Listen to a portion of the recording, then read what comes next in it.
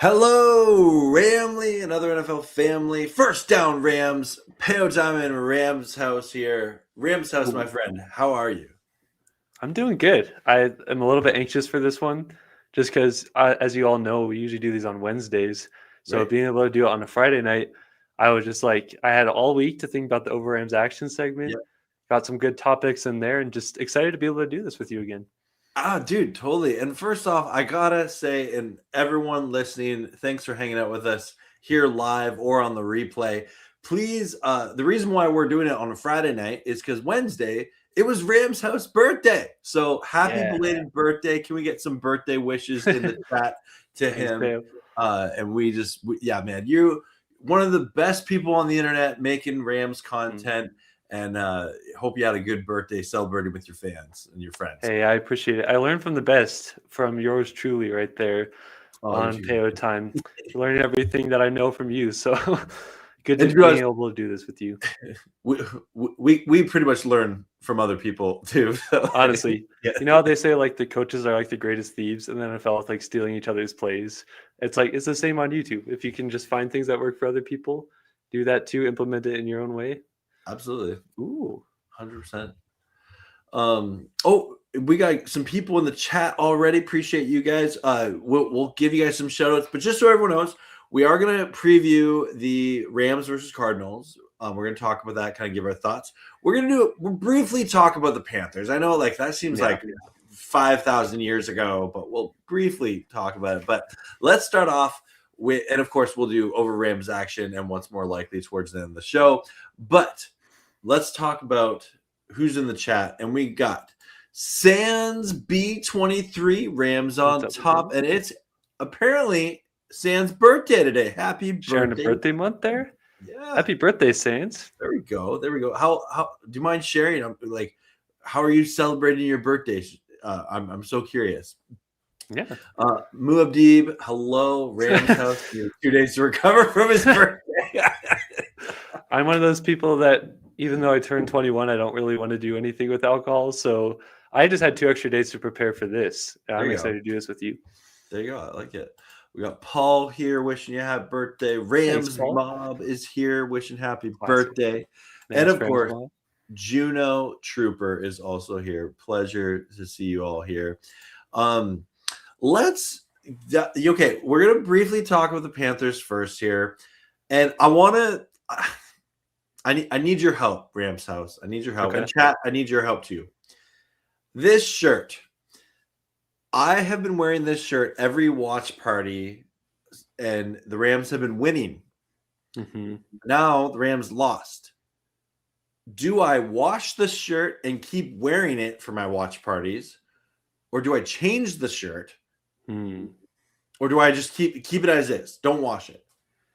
I say mix it up a little bit. Throw in some different kinds of wardrobe there. I'm the type of person that like obviously we know that like whatever shirt you wear doesn't really determine like if your team's going to win or not. What I like to do is I like to kind of match the color of whatever the Rams are wearing, whether it be like a jersey or a shirt. So this week we're in the white, so I'll be wearing my white Cooper Kupp jersey. But if we're in the Royal, I'll do the Royal like Robert Woods one that I have, and that's kind of the way that I do it. Okay, that's cool. And anyway, I just flip it inside out. I mean, I guess it's worth a try. Yeah. Anyway, that's to be honest, like I'm at this point. That's where I am in my recovery for the Rams versus Panthers loss. I'm like, I'm over it. Yeah, I got to figure out what to do with this shirt. Yeah, it happened. I feel like every talking point has happened. You and I were briefly talking. Like, I'm shocked that my most watch party ever was Rams versus Panthers. I know, and I had no idea Panthers fans trash talked so much. They lit up my comment section all week long. Yeah, that surprised me too. Because I was talking to you like before we started. Like, I'd expect that from the 49ers fan base or maybe the Eagles with the way some of their fans are, but I did not expect that from the Panthers team, who's not really been great for a while, who's kind of trying to survive, isn't in the playoff picture at the moment. They definitely earned that win, but like that definitely took me by surprise too. Well, and like leading up to the game, all last week, I listened to a lot of like opposing team content creators and stuff. And pretty much every content creator I listened to was like, oh yeah, the Rams are going to win. Like we're hoping the Panthers keep it close, maybe steal it, but like no way, like Rams are going to win. But then when the game started, oh my, Panthers fans came out and they were like, oh, like keep pounding. We got you. Like, I was like, okay, I did not see that coming. I mean, that could be honestly like the Panthers' biggest win they have the entire year. Like honestly, with the type of team that we are and what they're able to do there to stay alive, like even if they don't make the playoffs, this may be a game they look back on and be like, but remember when they beat the Rams, that kind of thing. 100%. But anyway, I guess I would love to hear from you. Are you over the Panthers game? Honestly, I am to this point. I mean, I would say probably like the day after when I did my like that live stream talking about like don't overreact or panic. That's kind of like the last bit of it that I was kind of giving it attention. And at that point, I was like, it's one game. What I would have been really frustrated is if this was a playoff game and we're playing the Panthers, let's say we're the 1 seed, we're playing the 7 seed Panthers, and somehow like that's how our season ends. That would have been frustrating. Or like, I don't know, anything like that, like in years past where we were in a big hole, like 3-6, trying to come back and we lose to a Panthers team where like it wasn't season defining where your season's done. So I was able to get over it quicker than I think a lot of people. But yeah, it definitely was a weird kind of way because it felt like, especially at the start of the game, it felt like we were kind of dominating, especially on offense. And then they kept it close. They had the ball for most of the game. So I'm kind of over it to this point. What about you?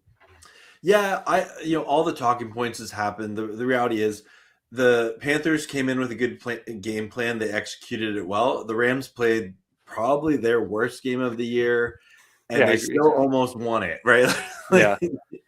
And that shows that, like, was it you that was talking about the margin of error for quarterbacks changes all the time? Like for error guy, yeah. But because I think you said before, like Jared Goff, and this isn't like to say anything bad about him, but you have a smaller margin for error with Jared Goff than you do with a Matthew Stafford. Absolutely. And on top of that, with the roster that we've built and the coaching that we have, to where, like you were talking about, like we turned over the ball 3 times, and one of them was for a touchdown, and you didn't play your best game, and you still almost won. And I understand it's a Panthers team that's not like top of the league, but they can play up to the competition, and it just depends on if they do that. And so, I definitely think that it just shows the margin of error that the Rams have with Stafford, but also just the team that they've been able to build to where like you still can almost win a game where you play not your best brand. Yeah, 100%. Right. Like I'm a big believer in if your team is down 3 scores in the fourth quarter and you still believe they can come back and win that, you have a good team, right? Yeah. Because I remember Rams team where it's like, I'm excited when they get past the 50. Like, yeah.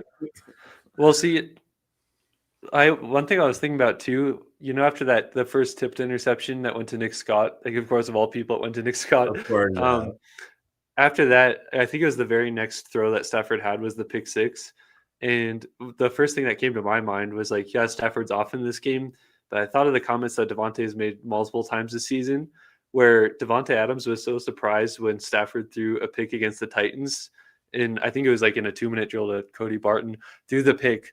And Davante talked about how like it didn't even look like that even happened. Like Matthew Stafford was like so focused where he wasn't getting down on it, or you wouldn't have been like able to tell what happened. And he responds, he's not like kind of gun shy about throwing the ball in windows. Like he's the same guy afterwards. Yeah. And I think we saw that with him. It's just unfortunate that like the conditions were wet and you fumbled the football there on the last drive. But I would say after that pick 6, like Stafford bounced back well and played well. It didn't look like he was like looking nervous about throwing it in the normal throws he does, which we wouldn't expect. But I think that's another credit to like the margin of error thing. Like, yes, he threw those 2 interceptions, and one was a pick 6, a big momentum swing. But I felt like you were still getting the same guy who wasn't like scared or gun shy about anything. Yeah. I gotta give a shout out here to Steven Evans coming on here. He said all 3 of the Rams losses easily could have been won. I agreed. Yeah, I agree. I want to bring up this comment here by Paul saying it did expose how to beat the Rams. Paul, I'm going to politely disagree because I think that the Rams beat themselves a lot in that game. And any team that turns over the ball 3 times like that, there's a very good chance you're going to lose the game, right? Especially when you like the Panthers, they didn't have to take a lot of risks, right? Like I think did Bryce Young throw it like 22 times, something like that. He didn't have to. You didn't make Bryce Young have to sling the rock, who he is known for some turnovers himself, right? So I don't know if it specifically exposed how to beat the Rams. I don't know. What do you think, Rams house? I feel like I'm kind of in the middle of both of you on that. Of one thing's like for sure, teams that have had success against the Rams are the teams that can stay on schedule and like get those quick passes out. Like we saw that with the 49ers the first time, especially. Just didn't get sacked a single time getting it out there. And you see that again with the Panthers, like they were passing the ball, quick passes. Like the fourth downs were incredible, like deep balls by Bryce Young, and those were That's great a really conversions. good point. Yeah, those You ones. bring that up, yeah. Yeah, those ones were definitely big plays by them. But to me, I think the way that you beat the Rams, kind of to what Paul is saying, is like if you can establish the run game like the Panthers did. We haven't seen a team run like that on the Rams all year, and it wasn't only the yards they put up. It was like they were wearing us out. They were owning the time of possession. So they were keeping the ball away from our offense, which is explosive. And on top of that, you have our offense who is committing turnovers, which is just a recipe for failure there. But yeah, I think a team that can get the ball out quick and can run the ball consistently. Like the Panthers never had any of those like ginormous runs, but they were consistently getting like 5 yards a carry. And if you can do that, really wear out this defense. When it comes time for those fourth downs, like the Panthers had, both of those fourth downs were longer developing plays and deep balls, and they were able to do that because first off, it was a shorter like situation. It wasn't like a 4th and 8 or a 4th and 10, whatever. It was shorter situations, but also the defense was exhausted from being on the field so much and having to stop the run to where they could actually have a little bit more time to be able to hit those deep ones. So I can kind of see what he's saying there for sure. You know what? I think you and Paul have maybe changed my mind on this. Then, yeah, because Paul, I'm glad you brought up this. Either one of those fourth downs, the Rams stop, and it's a turnover on downs. Rams probably win that game, right? Shoulda, woulda, coulda, right? But those are really good points there. But I do have faith in the Rams coaching staff to rebound from this, and I have faith in Stafford to bounce back and have a really good game against the Cardinals. And speaking of the Cardinals, that's a good segue into Rams versus Cardinals coming up on Sunday. And so let me just say this. So the Rams' all-time record against the Cardinals is 51-41, and they've tied twice. So they've played a lot over the years.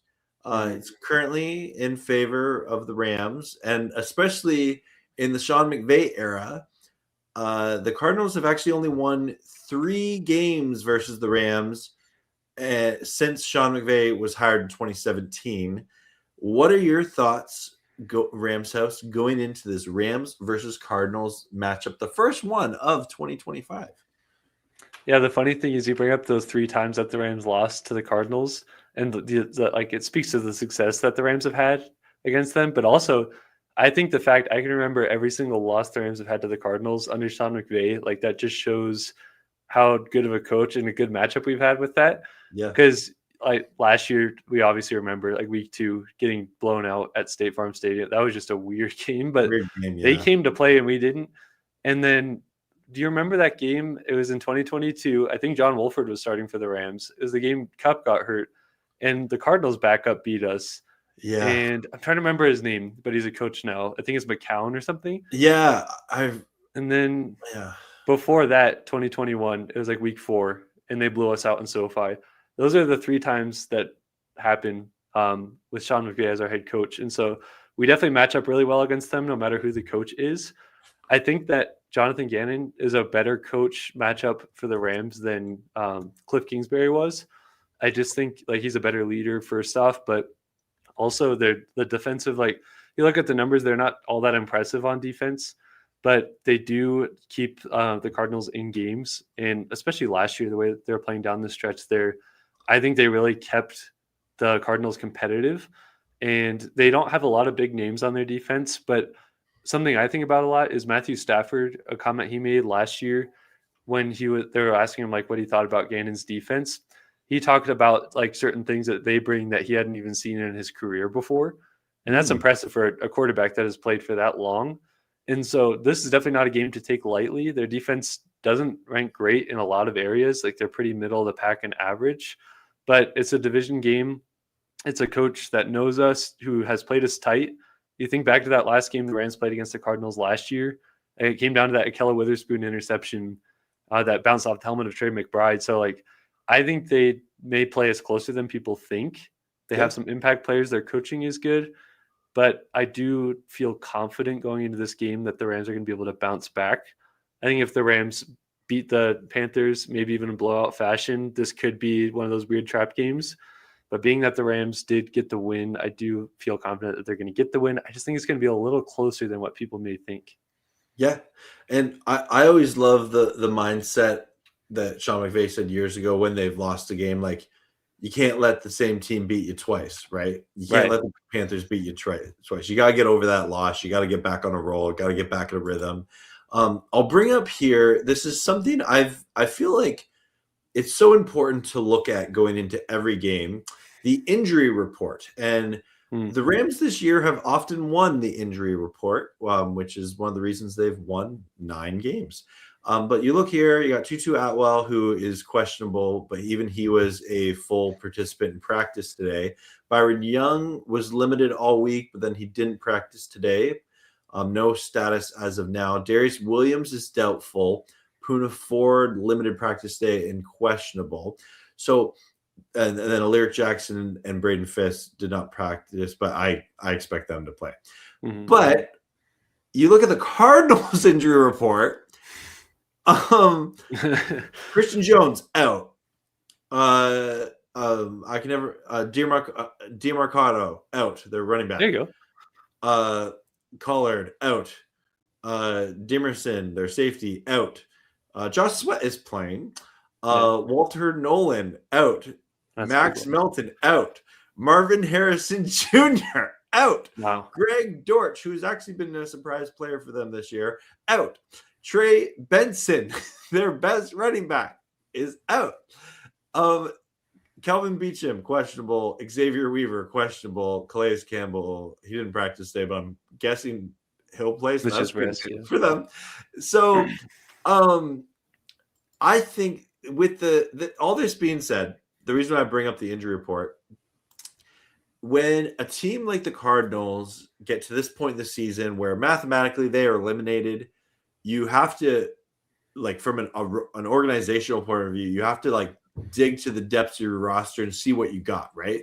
You have players making business decisions. Do you really want to risk getting a veteran player out there, getting hurt, and then having to miss a chunk of next year?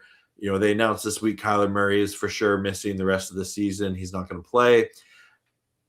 I know, like, injury reports are not the final score of the game, but when you look at this Cardinals team that just looks decimated by injury right now, and even though they've been competitive, most in pretty much all their games this year, you can't help but have a little bit of confidence that the Rams can win this game pretty convincingly. And if they don't, what a huge disappointment that would be. What do you think? Yeah, I don't know. I understand all the injuries that they have. I just have a feeling like this game is going to be closer than we think, and I'd be happy to be wrong about that. Yep. I think the Rams are going to win for sure. It's just this team, like you talked about. Can you pull up their score, like the scores that they've had this year? They have been in basically every single game outside of a couple, and the amount of games they've lost in the last couple of minutes is crazy. And like I said, even with these injuries, I just think that they stay competitive enough and are just like sneaky enough in certain areas. But I think they're going to get the win here. Injuries definitely play a big part, and it's going to hurt them for sure. I just think at this game, like, I'm kind of thinking in my mind like a 23-17 win for the Rams, somewhere around there. And I just think it's going to be one of those weird games. But yeah, let's see the schedule here. So they started off 2-0, beating the Saints and the Panthers. Great job. both one-score games. Mhm. Then barely lost to the Niners, barely lost to the Seahawks. The Titans game. That was crazy. One-score game to the Colts, one-score game to the Packers. They beat the Cowboys by 10 points. They got destroyed by the Seahawks. They got destroyed by the Niners. Overtime with the Jags, close game. Then one-score game with the Buccaneers. So, yeah, they've been with injuries. Like the Cardinals have had a bunch of different injuries this year. And that's a really good point. Again, I just think that like there's just something about this game where I think it's going to be a little bit closer than we think. I think the Rams are going to find a way to win. I always feel like whenever the Rams play the Cardinals under Jonathan Gannon, like the games are a little bit closer than we expect, at least for a little bit, like competitive, and they just match up well. But yeah, I do think that the Rams are going to be able to get a win.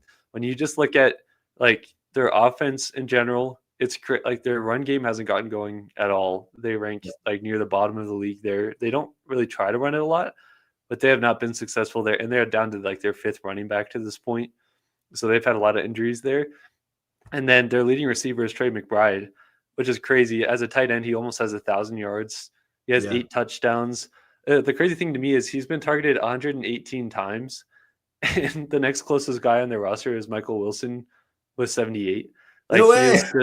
He's getting a large majority of the targets. And so shutting down Trey McBride is the biggest thing, especially because Marvin Harrison Jr. is going to be out this game, as you mentioned. So it's going to be him and Michael Wilson that are kind of the two biggest ones. But McBride is going to be a big one to shut down. The thing that the offense does best for the Cardinals is passing. They have the 4th most passing yards in the league, and Jacoby Brissett's actually done well with giving them a lot of passing yards since he's gotten in there. But something that sticks out to me is the time of possession, because the Cardinals rank 9th in time of possession across the entire NFL. Like they hold the ball the 9th longest time, and the Rams have been struggling with that recently. Even against the Cardinals, but it's odd that you see them ranked that high in time of possession when the Cardinals don't run it that well. So I think it's going to come down to forcing Brissett to make those mistakes, and just trying to get in the face of him, because he's taken a lot of sacks this year. Just since coming in the middle of the year, he's already taken 26 sacks. So this could be a game that the Rams are back on track and getting in that column there. But the offense, go through McBride for sure. Yeah. Well, I'm excited for this game. I think that the Rams, anytime the Rams have had a tough loss, normally the Cardinals are good for a good bounce back game. And whether the Rams win by 1,000,000 points or 1 point, I know I'll just be happy they get the win on the road, right? Yeah. I think it's a good point that somebody made in the comments here. I'm trying to find where the comment was. Here it is. Paul says, watch out for tipped passes because Calais Campbell is back. This is something that's been in my mind. Like they added Josh Sweat in the offseason from the Eagles to be like a true edge rusher for them. And he's been really good, like 11 sacks. He even has 4 forced fumbles. And so he's been a monster. But Calais Campbell, this is definitely a good point out here, because as an older guy in the league, like he's almost 40 years old playing defensive tackle, which is impressive. And he has 5.5 sacks. But as he brought up, like the batted passes not only can lead to picks, but it just feels like a momentum killer at times. Like you could have a guy wide open. I remember last year when the Rams were playing the Dolphins. No, this was last year. They were playing the Dolphins Monday Night Football. Campbell had to have had 2 or 3 tipped passes at the line, and it just kills momentum. It kills the rhythm. So he's definitely got to watch out for. As much as people want to talk about like Josh Sweat or Budda Baker, like Calais Campbell, that guy is definitely not somebody to sleep on for sure. Yeah, no, and I strikers, I'm glad you're here saying Avila should take care of him. That's the hope. Right? And Paul's bringing up. He's 6'8". He's a big boy, right? Imagine trying to block a guy that big. Like that's just crazy. I think. Did you listen to the Between the Horns? I haven't had a chance to. No, yeah. Okay, I'll just bring up one thing from that they brought up with Calais Campbell that I thought was funny. It was MJD, because he was on the Jaguars before, and so is Calais Campbell too. He talked about like how Campbell is such a smart veteran because he's been in the league for so long. He picks his opportunities when to rush and when to really put like all effort in. He said most times he kind of like lurks around, waits to try to bat the pass or disrupt things or set other people up. But when he wants to go out and win the pass rush opportunities that he can or blow up a run, he can turn it on, but he's not doing it every snap. So he's very savvy. And so that's definitely going to be something to keep an eye on there. He's seen like every kind of play, every kind of look. So he's definitely going to be a bigger problem than what I think a lot of people give him credit for sure. 100%. I got a couple of shout outs here coming up. We got Ram Fanatic Pod saying he loved the preview. We're super smart. Thank you for the kind words. Thanks, Fanatic. Appreciate it. Then, of course, I got to give a shout out to one of the, probably, I would say, the best Spanish Rams content creator out there. Cardinal, apologies, my Spanish is so bad. Do you speak Spanish at all, Rams? Not great. I don't even want to try to butcher it there. All right, I'm gonna try Carneros Latinos. That's not bad. That might be it, actually. I think I got it. But greetings from Argentina. Let's go Rams. Vamos Rams. Absolutely. Porter coming in here. Oh, appreciate that. Porter coming in here saying, will this, first off, hello, Porter. Always a pleasure. Will this be like last season? Got blown out by Arizona and a lot of missed sacks. I don't think so. That was early in the season. Both teams were a lot healthier. As we went over in the game preview, the Rams are winning convincingly the injury report. And then also, I just think even if the Cardinals weren't super banged up, I just from a talent level, the Rams are at another level. If the Rams lose this game, I think it'll be because the Rams beat themselves in a lot of ways, right? Like if they turn the ball over, they have some mistakes, they don't capitalize on opportunities. Execution is so important, right? So that is what I think would be the only reason the Rams would primarily lose this game. But I don't know. What do you think about this? Yeah, I had to agree with you that it would probably be more so us like beating ourselves. But I also could see the Cardinals playing really, really scrappy. Like if this is just one of those weird games, they're just turning it on, trying to win a game. But yeah, I agree. We'd have to take those weird turnovers again. The uncharacteristic things that we saw against the Panthers is what led to our loss. Because I remember, like, even a week ago, we were talking about that with the Panthers, where we were like, I just don't think that the Panthers have the horses to be able to just match up against this Rams team. And I think any NFL fan look at the comparison of just the rosters and coaches, and you would side with the Rams 10 times out of 10, just of like what team is better. But the Rams were shooting themselves in the foot, and the Panthers came out with a good game plan. So I definitely think it would take more of that. And that Arizona game, like that was such a long time ago when we got blown out that way. And that's a game that I think was the breaking point for the Rams defense before they really started to like put things together a little bit more. And like at that point, multiple guys on the defensive line, whether it's Braden Fisk, whether it's Jared Verse, have talked about like in that game, they realized they couldn't just like freelance and just like go out and make a play. It's more about like playing as a unit and team defense. And they've gotten a lot better in that way. And so I think this is just a completely different game. At that point, we had Tre'Davious White in our secondary, which was right. Toasted left and right there. Wow. So I think there's just like, you can't even really compare this team and the team a year ago in week 2 against the Cardinals. I think it's definitely going to be different. And I doubt we miss a lot of sacks against a guy like Jacoby Brissett, because Kyler Murray, while he may not be like the best quarterback in the NFL, he's at least very evasive, and we're not going to have to be dealing with that for sure. Yeah. Sportsaholic saying Rams are going to win out. He feels it in his soul. Okay. I'm down. Let's do it. I like it. And Rams Room, thank you for subscribing. That's really cool, man. Yeah. The 3 games we've lost because of our own mistakes. Yep. Mm-hmm. Yeah. The Rams are not that far off from being undefeated, and a lot of people won't mention that, but every Rams content creator out there that feels it. We feel those losses with you, all of you watching. We feel it. We feel it. Yeah. Those ones are definitely tough for sure. Let's you know what? I could dig overreacting to some stuff. You game for over Rams actions? I'm definitely game. I think that certain people in the chat here will be ready for it too. Yeah. Depending on how you reacted to the Panthers game, I definitely saw a lot of over Rams actions after that Panthers game. And so that's going to bring us here to over Rams action Friday. Had to change that out from Wednesday to Friday this week, of course.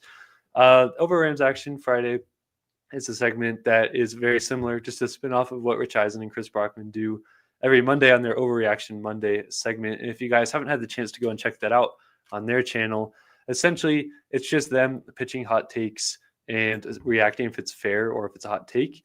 And for us, if the thing is a hot take, we call it Over Rams Action.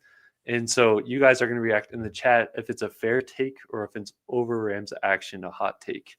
We're going to start off here with number one. I'm ready. You were talking about Tutu Atwell, and you were talking about the fact that he was a full participant in practice. McVay was talking about how he likely wouldn't be active for this game from what I saw. And there's just a lot of weird stuff going around with Tutu Atwell. He had that big $10 million contract, fully guaranteed. And it's been a weird year for a myriad of reasons. Yeah. Xavier Smith stepped up last week, specifically against the Panthers, and had his best game as a pro. Very versatile. Xavier Smith will keep Tutu Atwell's role the rest of Tutu's contract with the Rams. Ooh, okay. Starting off hot. Okay, well, so for those of you who don't know, Tutu Atwell's contract ends at the end of this season. Yep. So you're essentially asking Xavier Smith will keep Tutu's job the rest of this season. Mm-hmm. I'm gonna say that's not an Over Rams action, and I think it's not because of Tutu Atwell's production. Mm-hmm. It's more, I think injuries have been hindering him, right? Yeah. And I think Xavier Smith is just the healthier of the two, and Xavier Smith has been capable at times, and the reality is, even when Tutu's there, he hasn't been a large part of the game plan. Like obviously that huge play against the Colts to win it, that's peak Tutu Atwell as a Ram. Big fan with that. But and he's had some other good catches, but I just think the injuries have kept him sidelined, and unless he gets 100%, I think 100% Xavier Smith fills that Tutu Atwell better than an 85% Tutu Atwell, if that makes sense. And so I think that's what I'm going to say. So I think that is not an Over Rams action. Yeah, we got different people here. He says, love the Over Rams actions. Yep. He says, yep, Smith has more upside. And then Paul says overreacting. Okay. So for me, this is where I'm coming from here. I think that Tutu Atwell is the better player for that role than Xavier Smith is. And it's like, I don't even know how wide the margin is, but I think he's better for that role. But I think that Xavier Smith is more versatile for what the Rams need. Yeah. He can play a lot more roles than Atwell does. And special teams is a big part of that. And McVay's talked about that. He's been asked multiple times about the Tutu Atwell situation and the fact that it's a hard numbers game that they're playing here because you want Atwell back there and it's uncontrollable for him. Like Atwell plays his role well, but Smith offers more upside, as well as a guy like Jordan Whittington offers more upside on special teams rather than just playing that role. And I think that's the part that they're stuck in. I think that the Rams are going to try to get Atwell out there at some point this season to kind of justify the contract that they gave him. But also, again, he is a good player in that role. Yep. But will it take more injuries or inactives from other positions on the roster to get Tutu Atwell active? That's the big question with it all, because Xavier Smith, I do believe, is a more complete player, and McVay has talked about that for special teams, and that's definitely a big important thing there. But it's one of those things, as a Rams fan, I want to see Atwell get involved more and used more, because we've never seen him fully unleashed yet. Yeah. And we saw flashes of it, against Seattle week 1 in 2023 when him and Puka had over 100 yards. That was crazy to be able to see that. But at this point, I'm kind of wanting Atwell to be able to get away from the Rams just to see what he can do on a team that uses him more, just because it just feels like we have such a loaded roster where it's hard to get him on the field. Yeah. And to be honest, I don't know. Unfortunately, I don't know if he gets that opportunity. I think he's kind of been labeled a gadget receiver. Yeah. And it's tough to shake that, right? Yeah. When you're at this phase of his career, right? He's going into year 5 next year, right? So that's That's tough. Got to give a shout out, Willie Bowen in the chat. Everyone, What's up, pleasure Willie? having you, Willie. And I like this. Sounds like we're talking about Tavon Austin. Yeah, that's yeah, it's like you want it to work out well for him and for the Rams, and just like the upside. And obviously, we picked him in the second round. You just want to see it work out. This year has definitely gone differently than what I expected. And for Tutu Atwell, just with given the contract, I thought that meant they would use him more and he'd be implemented more. But one more thing, I don't want to spoil the entire Between the Horns for whoever listens later, including you. But another good point that they brought up there, they talked about when they gave Tutu Atwell this contract, the Rams were a completely different offense in terms of the way they were run. At that point, when they gave him the contract, they were still fully 11 personnel, utilizing a bunch of different receivers in that case. But I don't think they expected to move to like the 13 personnel that we've seen. And with 13 personnel, you only have one wide receiver out on the field. So are you really going to put Atwell in there above like Davante and Puka and the guys that we have there? It doesn't make much sense. I think that's a good point that they brought up because while you may have expected to go a little bit heavier, I don't think that the Rams were expecting when they gave that contract the offense to look the way it does now. Yeah, that's a great point. Yeah. Yeah. All right. Good first one. I like it. What do you got? What do you got next? All right, number 2. This one is dealing with the Cardinals game here. The Rams, I don't know if you've seen the different conversations regarding the pass rush and certain people getting disappointed with the output of it. I've seen that a lot this week. The Rams, in the 2 out of the last 5 games, have had a game without a sack, and that was against the 49ers and against the Seahawks. And they've had 7 sacks out of the last 5 games total. So that's caused a lot of people to kind of like panic and overreact about this pass rush here. I'm saying the Rams will have a 5-sack performance this week against the Cardinals. The Rams will have a 5-sack performance this week. 7 sacks in the last 5 games. Oh, why does it disappear like that? It's on a timer for some reason. You can turn the timer off. Let me try. I've been trying to. It just keeps doing it, though. Oh, that's weird. Wait, okay, can I? I think it's a weird update that they have for this now. Oh, interesting. Huh. Okay, yeah. I actually can't see your over Rams actions there. Okay, interesting. I'm just going to keep clicking it when it disappears. So that people can see. Okay, new thing. Anyway, okay, Rams have 5 sacks. You know what? I'm going to say that's not an over Rams action. I think this Rams D-line is ticked off about their performance last game. There is the caveat that the Panthers really didn't throw it that much, so the Rams didn't have a lot of opportunity to rush the passer. But I think that the Cardinals, I think they're going to be playing from behind, and I think that will give this Rams pass rush an opportunity to really go after the quarterback. So I'm going to say that's not an over Rams action. I'm with you there. Cardinals running game has not been great this year, as I talked about.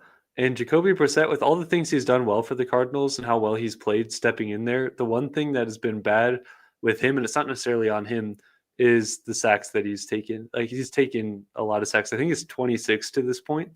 And I think that this is going to be an opportunity for the Rams to be able to get 5 sacks, despite, the recent outputs haven't been the best. I mean, you look back a couple weeks ago against the Bucs, we had a 4-sack performance there. I'm saying it's not impossible there, but I can understand both sides here. Scott says 5, no. Rams mob 5 is ambitious. I say over Rams action. Okay. That's interesting. Okay. Porter says, I agree with that bounce back season. Scott says 3 would be good. So 3 sounds about right. So a lot of people are thinking about 3. I could definitely see that. I could also see this being a 5-sack performance, just given the fact that the Rams, I think they have an opportunity this game. And the Cardinals are one of those teams that have longer developing passing plays, as opposed to teams like the Panthers and the 49ers that we've played that get it out quick. I think that's going to give the Rams some opportunities, but I could definitely see 3 sacks for sure. Yep. All right, number 3, as we have to continue dealing with this weird timer thing for the banner. All right, Budda Baker, incredible player. We've seen him for many years on the Cardinals. It feels like there's multiple Budda Bakers on the field at one time. Mm-hmm. Budda Baker will have more tackles than Nate Landman. Ooh.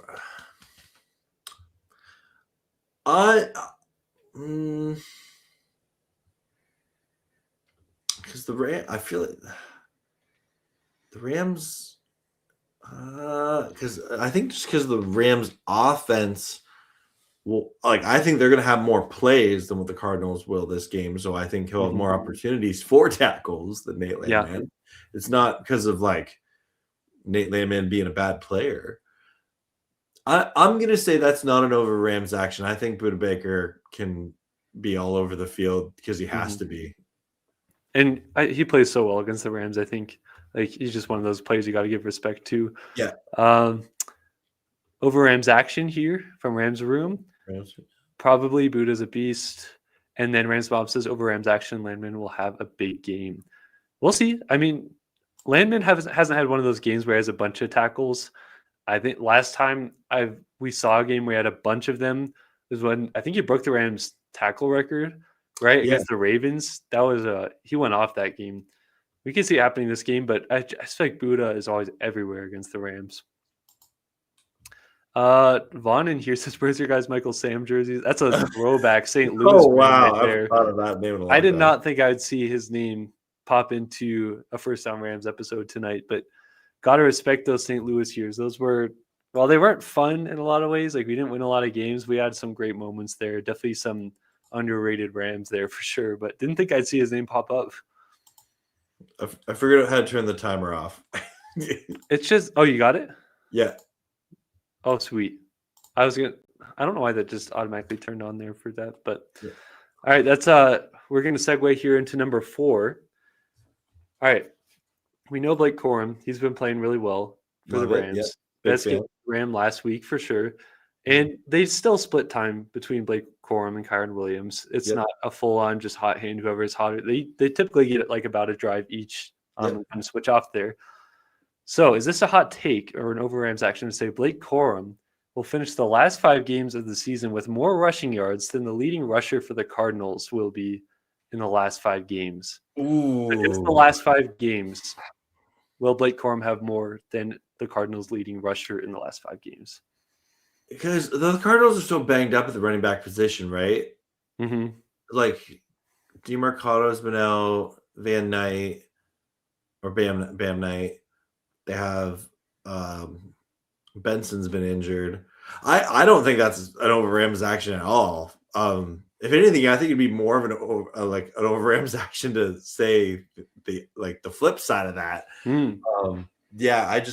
They struggle to run the ball to begin with, and they're so banged up at that position. I think that Blake Corum, because he is getting an increased workload, I'm quite confident he will have more rushing yards. That's interesting to hear, because the thing that makes it interesting for me is Blake Corum obviously gets less snaps than Bam Knight does for the Cardinals. So just by that, he's going to get a lot more opportunities, Knight will, for the Cardinals than Corum does. But I don't think it's crazy to say Corum outrushes him in terms of yards in the last 5 games, even though he gets less reps than Knight does. Striker's Corner says facts, not no reaction. I agree with Strikers. Corum looking like he's settling in. How many yards is Card's top rusher this year? I'm looking that up right now. Okay. Give me 1 second. I'm going to bring that up on screen. Juno Trooper says, I don't know. Corum has not had or has hot and cold games. I think he consistently gets better though, at least. But last game was definitely his best one for sure. So this is the Cardinals rushing right now. So Bam Knight is the leader with 225 yards on the season. DeMarcado, 241. Kyler Murray, 173. Trey Benson, because James Conner got banged up early, right? He only played 3 games this season. So they don't even have Bam Knight has had 74 carries, right? I'd be curious how many carries Blake Corum has to this point. I'll take a look. While you're doing that, it's interesting to see, because I think Corum's just getting better and better, and it really feels like he improves every week. It doesn't feel like he takes steps back. I think the biggest thing that sometimes he does a little bit too much is bouncing a run outside that needs to go inside, compared to just Kyren is good at just going up the gut. But out of the two guys, the guy that is more likely to get those explosive long runs is definitely Blake Corum. And it's cool to have both those guys out there because I like them equally and they do different things for this offense. I'm curious before I bring it up on screen, how many carries do you think Blake Corum has this year? Oh man, that's a tough one. I'm just gonna throw a number out. I don't even know how close this is gonna be. 82. You're pretty close. Really? 89. Wow, that is not bad. Yeah. So Wow. Good job. Wow. I'm actually impressed by that. Yeah. So Kyren's 183 carries to 868 yards to Corum 89 to 422, both averaging 4.7 yards carry. Both have a long carry of 34 yards. So yeah, that's interesting in that regard.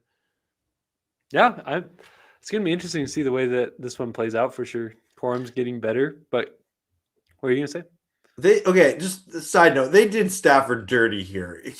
12 carries, 25 carries for minus 10 yards. Come on. Are they counting kneel downs? They have to be counting kneel downs, right? I don't know. I don't know what they consider a carry, but because there's no way Stafford has carried it 25 times. I don't know. Like maybe they include sacks as part of that or something. Like it's got to be kneel downs. He had a long of 6. Let's go, Stafford. Jimmy Garoppolo had a long of -1. I think that number there, the long of 6 yards for Stafford, just shows that he's the next Lamar Jackson. Yep, 100%. It's part of his game that he's really been working on, you know. Yeah. By next year, it may get up to 7 yards for as long as run. We'll see. All right. So we're at number 5 here. Number 5, it is better for the Rams to get the number 2 seed than it is for them to get the 1 seed. And I'm saying this because let's just say a little caveat here. If it plays out the way it does, where the Bears keep the 1 seed for whatever reason, they stay hot, they get the 1 seed, and the playoffs go through Soldier Field in the NFC side, I don't have faith in the Bears to be able to win enough games to get to the point where if the Rams had the 2 seed, they would play each other. I just don't think it gets to that point. So I think getting the 2 seed would be fine for the Rams because they would still host all their playoff games because I just don't think the Bears get that far. Okay. Let me just bring up the playoff picture currently right now for the NFC. So right now, if the playoffs were today, the Rams would be playing the Niners in the first round.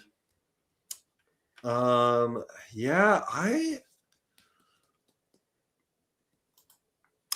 know what, dude? I think that the bye really benefits this Rams team. That's a healthy balance of youth. That's true. That's talent. And plus, as long as you can guarantee home field advantage throughout the playoffs, and like the reality is, like the Packers could jump the Bears to get that 2 seed. The Eagles could still get in it. Seahawks, I guess that makes the question irrelevant because the Seahawks would have to win the division. So I'm going to say that is definitely an over Rams action. The number 1 seed is still the prize. The Rams still got to try and win it. Yeah, I think that's definitely what they should be fighting for. I just think it's not worst case scenario if he gets a 2 seed. I really don't think that the Rams would even have to travel to Soldier Field and everybody else would still have to come to LA. But I didn't think about that point that you made with the bye week. For a team like this, while we have a lot of young guys, having like Stafford and Davante and Rob Havenstein, if he's playing again at that point, get that needed rest, I definitely think that's invaluable there for sure. Especially because the Rams had a really early bye this season, right? They did, yeah. Yeah, Striker's Corner says 1 seed went out. Yeah, Paul says good point. Paul says problem is the Bears are starting to believe in themselves. I just don't know if I fully buy into them yet, especially when it comes to the playoff time. And maybe it's just because my whole life I haven't seen them be like a legitimate, really good team. But I don't know. I don't know if I see it yet. This week off kind of worries me a little bit. I don't think it's an over Rams action. Interesting. Caleb will fold. Bears will end up with the 5 seed. I could see that happening too. The conference is so close that all you'd have to do is lose a couple games and get to the 5 seed. That's just how tight it is. Yep. Juno Trooper, I don't want to play back east in January. That's definitely Agreed. fair.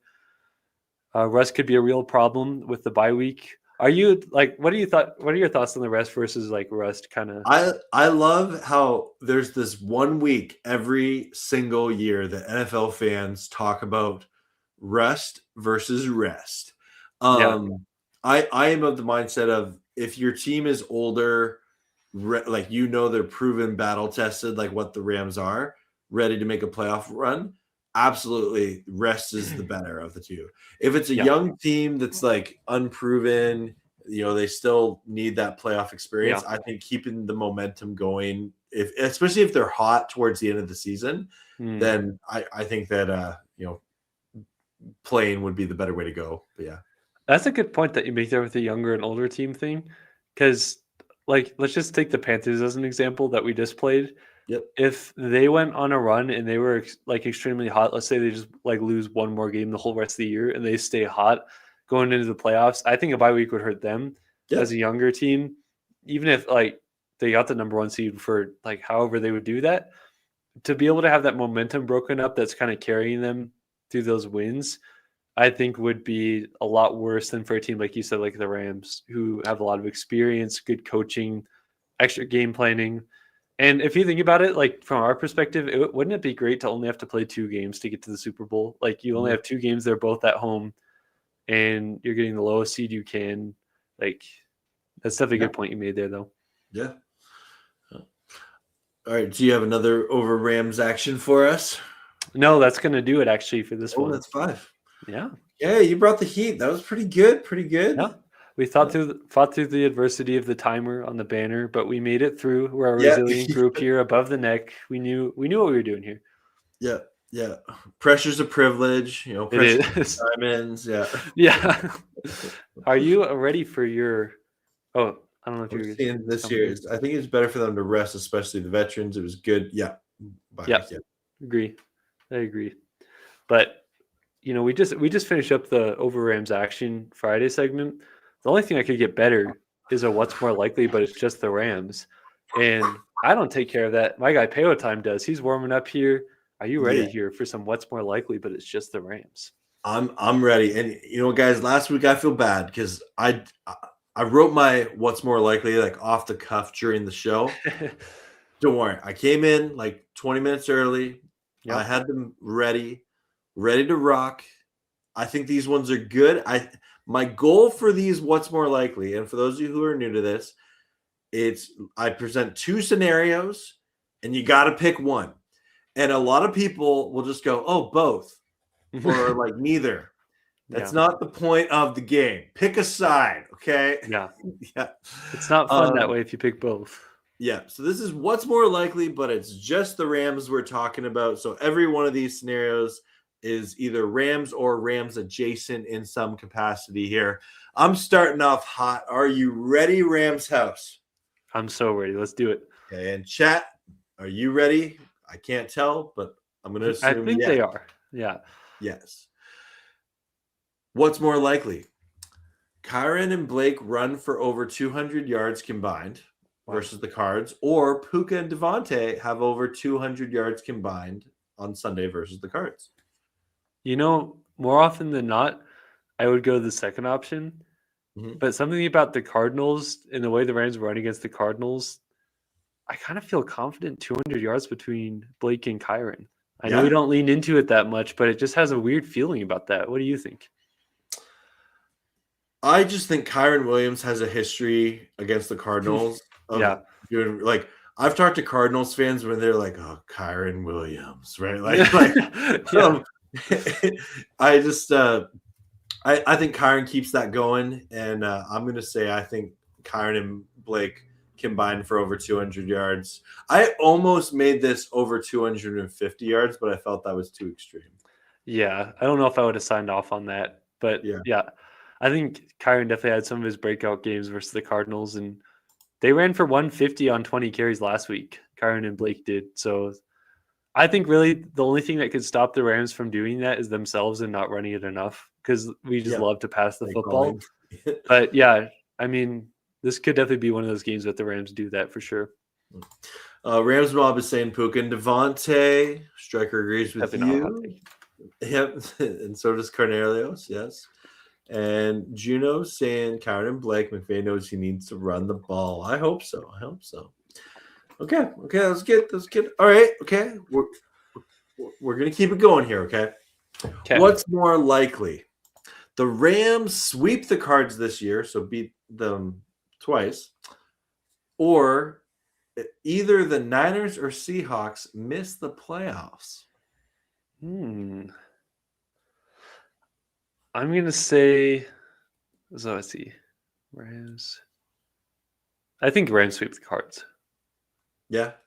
I know that I was just talking about how they play competitive and close as divisional, but I think it'd be more likely for that to happen than to see the Niners or Seahawks miss the playoffs for sure. That's kind of my thing with that. Now that I'm thinking about it, maybe this one isn't actually that close. Just given the record, the state of the NFC, like the Niners or the Seahawks, they'd have to have a collapse. See, right? Where you really could have gotten me stuck is if you said the Cardinals sweep the Rams or the Seahawks miss the playoffs. Like that would have been like, I have no idea what I would have said with that. Yeah. Given that, I would take Rams sweep the Cardinals. It's funny you mentioned that. Let me just type the no. Just kidding. Yeah. This is actually a bluff. I actually had that one typed up here. That's funny. Okay, well let's see if I can stump you in the chat a little bit more on this one. All right. What's more likely? The Rams have less than 30 points against the Cardinals, or the Packers beat the Bears on Sunday, giving the Rams the number 1 seed if the Rams beat the Cardinals. I really could see the Packers beating the Bears, to be honest. Yeah. But I said earlier, I feel like the Rams, this is going to be one of those weird closer games. In my head, I think Rams are going to win 23-17. So as much as I want to say the Packers, I think it's going to be Rams less than 30 points. And that's just the weird feeling I'm getting with it. What do you think? Okay. I think it's the Packers beat the Bears. I think the Rams score over 30 points this game. I have confidence that this Rams offense is going to have a bad taste in their mouth. They want to clean out, and the best way to clean it out is with a dominant performance. And so, a lot of people are agreeing with me on that regard. Yeah, here. I'm definitely lone wolfing this one for sure. But I definitely think the Packers can beat the Bears on Sunday. Like, I still don't know if I fully am bought into the Bears yet, but the less than 30 points thing, like, it just feels like, I guess with the injuries, maybe the Rams put up more than 30, but I just have a feeling it's going to be under that, but we'll see. Okay. All right, I got 2 more here for you. Okay. First one is, it's not a what's more likely, but it's a who is shown first on Sunday. So who's more likely? Okay. Kyler Murray is shown in street clothes, or Rams fans in the crowd in State Farm Stadium. That's a good one because the Cardinals fans don't show up super well. I would probably say Kyler Murray. I don't know if is he going to be on the sidelines? I'm not sure if he's going to be at his house. No, I think he's still with the team. Like, he wants to support his guys. Okay, because he's out for the season now officially, so I wasn't sure about that. But I would say they show Kyler first.